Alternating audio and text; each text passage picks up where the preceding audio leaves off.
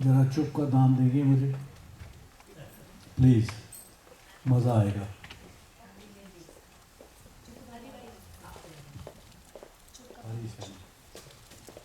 जैसा कि आप आजकल न्यूज़ में पढ़ रहे हैं कि प्रयागराज में आजकल महाकुंभ का मेला लगा हुआ है, सब जगह पे है। और महाकुंभ का मेला प्रयागराज में 13 से लेके 26 फरवरी तक चलेगा और ये तकरीबन मंडे अबाउट 43-44 डेज़।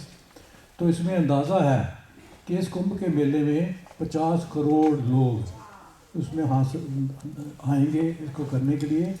कल तक की जो ऑफिशियल फिगर है 5 दिन में 7.5 करोड़ लोग उसमें डिप ले चुके हैं। तो मैं इसके ऊपर थोड़ा सा बोलूँगा कि ये कुंभ कहाँ से शुरू हुआ और इसका क्या अर्थ है और इसको कैसे करते हैं। तो कुंभ का जो है मेला, इसके लिए 2 स्टोरीज़ हैं। एक तो आपने शायद अखबारों में पढ़ी भी होगी, मीडिया में होगी, लेकिन इससे पहले एक बार माँ गंगा भगवान शिव के पास गई, क्योंकि शिव जी थे, बहुत बड़े इंस्ट्रूमेंट थे गंगा लाने में। तो वो कहती कि महाराज मेरे यहाँ जितने भी पापी लोग आते हैं वो मेरे में डिप लेते हैं और अपने पाप वहाँ छोड़ जाते हैं, तो मैं तो बहुत गंदी हो जाऊँगी। तो मुझे क्या इसका अल्टरनेटिव है कि मैं भी साफ हो सकूं। तो भगवान शंकर ने उनको ये वचन दिया, कहते कि नहीं, तुम्हें कहीं जाने की ज़रूरत नहीं है।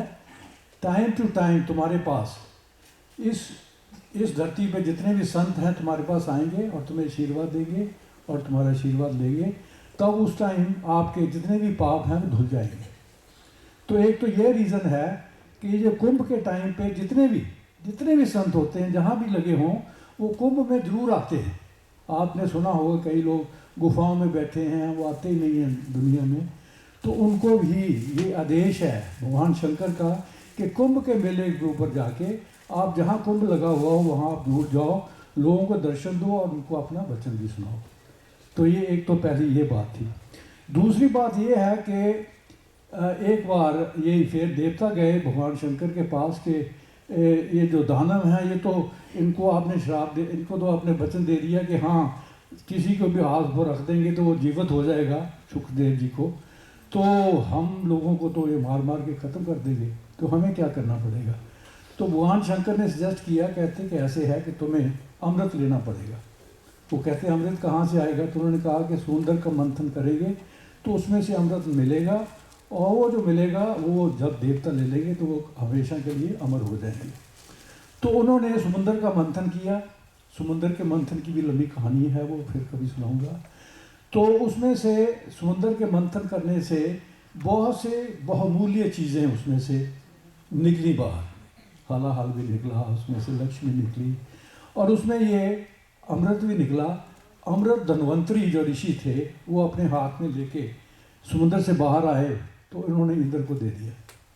जब इंद्र को दे दिया तो इंद्र ने कहा कि चलो अपना, उनका बेटा है जयंत, उन्होंने वो जो कुंभ था, कुंभ आप समझते हैं कुंभ क्या होता है। कुंभ एक छोटी सी गड़वी कह लीजिए, कुछ बर्तन कह लीजिए, उसमें पानी रखा, उसको हम कुंभ बोलते हैं, संस्कृत का लफ्ज़ है ये। तो उन्होंने अपने बेटे जयंत को वो दे दिया कि तुम ले जाओ इसको, स्वर्ग में रखो, हम सब देवता इसमें आपस में बांटेंगे। अब जयंत के साथ 4 लोग और शामिल हो गए कि हम भी तुम्हारी सहायता करेंगे। वो कौन थे? एक सूरज, सन, शनि, बृहस्पति एंड मून, ये 4 लोग जो है ये भी उनके साथ चले गए कि चलो हम आपको एस्कॉर्ट करेंगे और आपकी सहायता करेंगे। तो रास्ते में वो जो कुंभ था वो 4 जगह पे उसका छलका, उसमें से पानी बाहर गिर गया। वो 4 जगह कौन कौन सी थी? वो एक तो थी त्र्यंबकेश्वर, प्रयागराज, गंगा हरिद्वार, और चौथा था उज्जैन। यहाँ पे नदियाँ हैं, बहुत पवित्र नदियाँ हैं, जैसे त्र्यंबकेश्वर में गोदावरी है, गंगा है, हरिद्वार में, प्रयागराज में ये है, और उज्जैन में शिप्रा नदी है। यहाँ पे 4 जगह उस जल के पात्र से कुछ गिरा, वो अमृत गिरा, और उन 4 नदियों को भी बहुत पवित्र समझा जाता है और उनको वहीं पे ये कुंभ के मेले लगते हैं। अब उसको ले जाने के लिए उनको तकरीबन उन्होंने 12 जगह पे उसको स्टे किया, एक एक दिन करके कुछ डिस्टेंस किया, फिर उसके बाद दूसरा, फिर तीसरा, फिर चौथा, 12 दिन लग गए उनको स्वर्ग तक जाने में, पहुंचने के लिए। तो उनका एक दिन हमारा 1 साल के बराबर है। तो इसलिए वो 12 साल पूरे हुए उस को करने में। इसलिए ये कुंभ का मेला एवरी 12 ईयर्स लगता है। और ये चारों जो आपने जगह बताई है वहाँ पे लगते हैं। प्रयागराज जो है वो इसलिए सबसे ज़्यादा मशहूर है क्योंकि ये है कि प्रयागराज में गंगा, यमुना और सरस्वती नज़र नहीं आती, लेकिन ये वेदों में है कि वो नीचे से निकलती है, उसमें मिल जाती है एक ही जगह पे। अगर आप कुंभ का भी आप जाएंगे ना, तो वहाँ पे आपको इलाहाबाद में ये नहीं कि कहीं भी आप स्नान कर सकते हैं।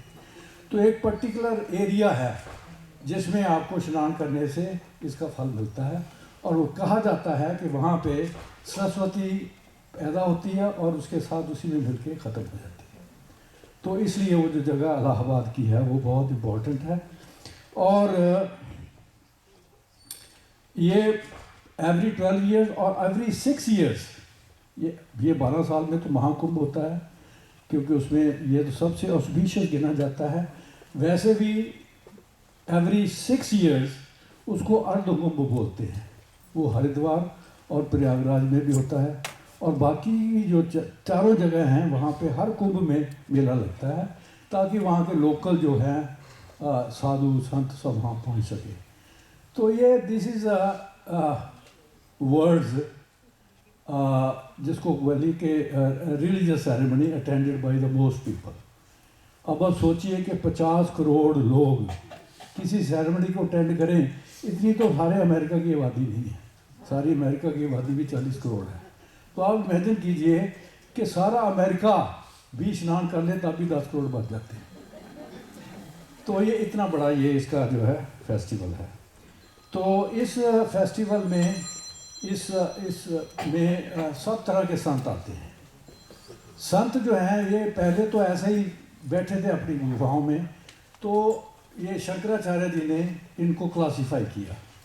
इन्होंने उनके अखाड़े बनाए, संतों के अखाड़े बनाए, और कहा जाता है कि 13 अखाड़े हैं मेन अखाड़े, बाकी छोटे मोटे और भी हैं। और आजकल 14वां और भी एक किन्नर का अखाड़ा भी बना रहे हैं। तो लेकिन अभी जो मेन है वो 13 अखाड़े हैं।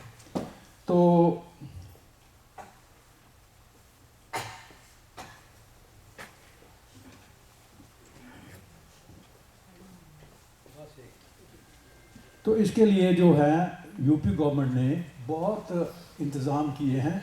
उनकी थोड़ी सी मैं झलक देता हूँ। इसके ऊपर तकरीबन 5400 करोड़ खर्च होंगे योगी जी की मेहरबानी से। इसका एरिया है 10,000 एकड़ में। वहाँ पे टेंट लगाए हैं और टॉयलेट्स बनाए हैं। टेंट्स जो हैं 1.6 लाख वहाँ पे टेंट लगाए हैं लोगों को रहने के लिए। वैसे लोग जो वहाँ से आए हैं, जो सुन रहे हैं कि इंतज़ाम बहुत ही अच्छा है।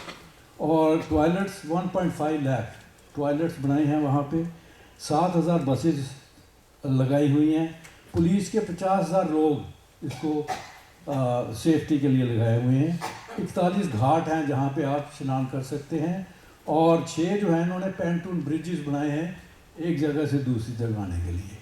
सो ये सब अरेंजमेंट जो है वो वहाँ पे हैं। और इनकी जो अभी तक जो रिपोर्ट आ रही है, कोई वहाँ पे ख़ास मेजर एक्सीडेंट भी नहीं हुआ। और ये हम आशा करते हैं कि ये सारे का सारा जो है पूरे का पूरे दिन ये बड़े आराम से चले। और अगर आप में भी किसी की इच्छा हो तो उसमें एक बार टिप ज़रूर ला के आइए, क्योंकि वो कहते हैं कि इस टाइम पे इन दिनों में क्या विशेष है कि चंद्रमा, सूर्य और शनि वो एक ही लाइन में होते हैं। और उसकी जो रोशनी पड़ती है उसके ऊपर, उससे जो पानी की वो जो है ना, उसमें बहुत ताकत, उसमें बहुत शक्ति आ जाती है। और उसमें डिप लेने से आपके सारे पाप नष्ट हो जाते हैं। Thank you very much.